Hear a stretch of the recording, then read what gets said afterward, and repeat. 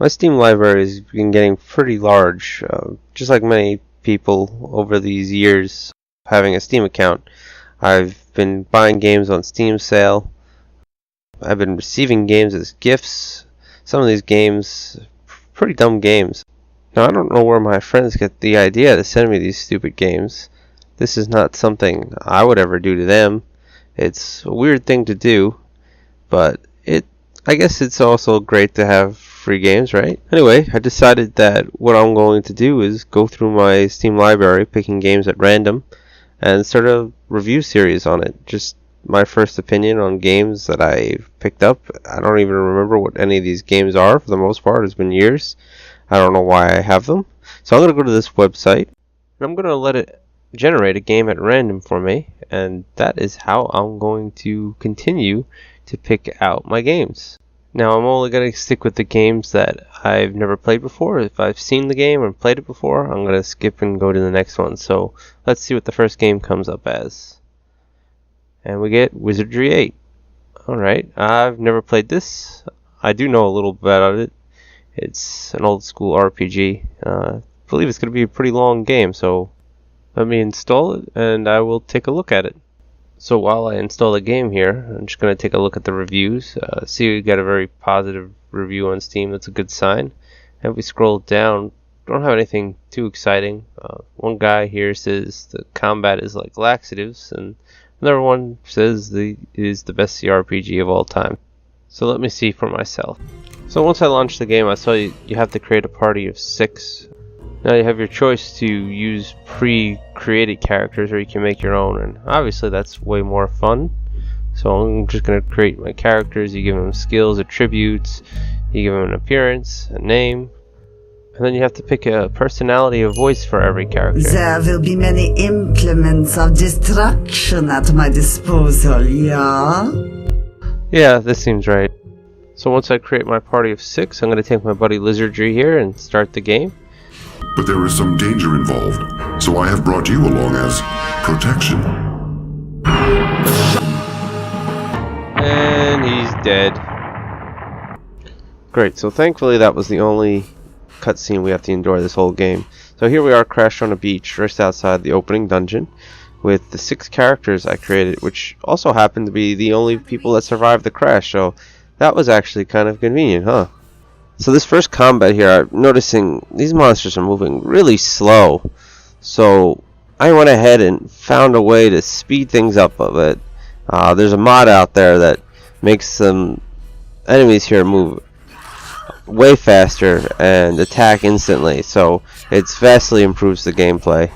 Now the combat system is actually pretty interesting in this game. It's a lot like a typical JRPG style turn-based strategy, but the way it works is you move around, and based on the positioning of your screen, the way you're facing the enemies, as well as the formation that you can set with your characters, is what determines which character can reach which enemy and whatnot. So that's pretty cool. You also have the option to go from a turn-based strategy to a continuous fight. Now, continuous mode is great for those of you who enjoy taking extra damage and losing turns. It's a great strategy for that. So I actually think it's a fun and unique combat system. Now, moving on and exploring the beginning dungeon, I come across this robot dude here, Alphides, who tells you everything you need to know about the story. For example, we're just trying to find 3 artifacts that we bring to the Ascension Peak and become Cosmic Lords. So, as he says, we're not the first ones here. There's others we compete with, such as the Dark Savant here, which, surprisingly, he's evil. And we also have this guy, Martin, who stole one of the artifacts, and that's why he's wanted. And don't worry, he's still alive, see? Now we also have the Rat Mob guys here. It's this guy here, Milanos Calzone, and his boss, who actually happened to have one of the artifacts, and they will give it to you for a mere all of your money. And finally, there's the Wookie Race, who, once you gain their trust by completing a long, elaborate quest, you can just walk in and steal the orb, just like this. You take the real one, put it in your inventory, and We find the fake version. There it is. Fake. And you put it on, and here you go. That's what they get for trusting me. Well, the artifacts is the main quest. We do get some great side quests. For example, you run into this friendly rat man named Radis, and I feel compelled to help him. I mean, all he's asking is for some help with a withdrawal from the bank. I don't see a problem with that. He seems trustworthy enough, and he's gonna give me a gun to help along. So he's great help. Let's take a look at his note. This is a stick up. Hand over all your money, or we'll blow off your face. Yeah, sounds right. Here you go. See. Oh, give me a minute, please. Oh. What's her problem? Screw her. Alright. And the guards too. Forget them. They're in the way. So now I'm going to just take some time to rob everything in the bank because, well, there's absolutely no one to stop me at this point. And you know what? This actually gives me a valuable lesson for this game. I could just kill anyone and there's absolutely no penalties. So now I have a great idea. Yep. And they are dead. And look at that. They dropped the artifact. That's the better way to get that one. Yeah.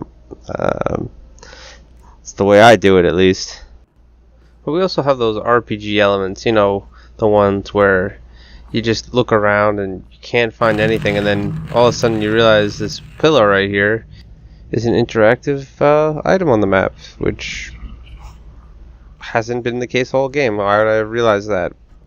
Then you get to this fallen out bridge, which I've been struggling to figure out how to get across, and I remember there's these petals that I could take, and it says to consume them in this area along with some other stuff, but so I decided to come here and try out these Zuzu petals and see what it says. Well, alright, I feel lighter. Okay, I think I know what to do now. I'm just gonna go over to that bridge and I should just float right across it. I mean, it's so simple now that I think about it. Oh wait, never mind, guys. Stupid party. So what it turns out, it was real easy actually. You just had to go to this random house that you have no reason to go to, find these two vines that are hanging up that you can barely see, and go into your inventory, combine the two vines, and make it into a rope. And you can use that rope to repair the bridge. See? Easy. Though it is an older game, and it's definitely not without its glitches and irritations, like they won't get out of the way, and then you got this problem where, yeah, they're just stuck here. They won't move, and I can't get past them. And this is actually the only way out, so I have to find a solution for this. All right. They're just gonna die. Oh, wait. No. Alright, that worked actually. See? Got this. If that glitch was weird, I mean, it just gets even weirder with these guys where... what are they doing? What's going on? Why? This is just weird. Well, anyway. Once I finally get past these, I do eventually get to another glitch in the game where I found this awesome chest that no matter how many times I open it and disarm it, it crashes the game. So that was a fun chest. I'd say my last gripe here would be having to do with the movement speed of the game. Now, you do move at a pretty good pace when you're sprinting, but as you can see, when you sprint, you lose stamina, and now my entire party is unconscious, which will suck for when I accidentally sprint my way into a fight and now no one can attack because I hate stamina systems. I think it'd be improved if it was just for combat. Alright, moving on. A good place. Shut up, lady. I know what I'm doing. Hey. Wait. Oh. Now I'm getting to the end of the game here. I had to find Alcedexis to move on to the end, and... Wait. The hell? Alright. So she lives up to her name, that makes sense. Alright, well, after this weird scene, I'm just going to move on to get to the last area of the game here. And, wait, Billob? That's me. What is going on? I am your daughter. Wait, my daughter? That, did you? How is that possible? Now it's my turn. That was only 10 minutes ago. You will never. Anyway, so fighting her is actually really annoying. There's nothing but spellcasters, and there's about 50 of them. So I found another cool trick in this game, where all you gotta do is start your combat, you surprise your opponent, go to run, and run directly out of their line of sight, and you could just move on. So that, my friends, is how you get out of paying child support. Don't have to worry about that now. And now I got another cool shortcut here for you. See, to the left, you got a closed gate, so you could just run around the lava here. You jump in, and you go through this cave, and then you jump up over here, and you're kind of screwed. So here I am at the end of the game. It's come down to me with the 3 artifacts, the Dark Savant, and this dragon ally of mine. And, yeah, I know exactly where he's going to. Why'd you pull me backwards? He was just in front of me. That was pointless.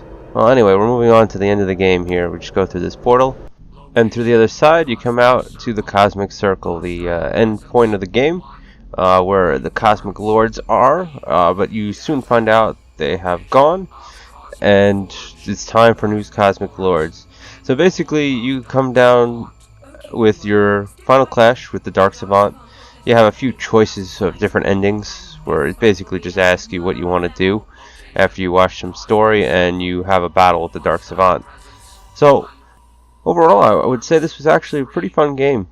They had some unique combat systems. The dialogue was actually pretty amusing throughout the game. It had a normal story, nothing special, but it was fun. It was an enjoyable CRPG. I would recommend it. If I were going to score it, I would say a fuck you, you made me kill a crab out of 10. Alright, so I went ahead and generated my next random game, and I got Monkey Island 2 Special Edition. I have no idea what the hell this is, so this is going to be an interesting one. Out of curiosity, I did look to see if you can play the second one without the first one, and the general consensus is you should play the first one. But this is a random generator, so oh well.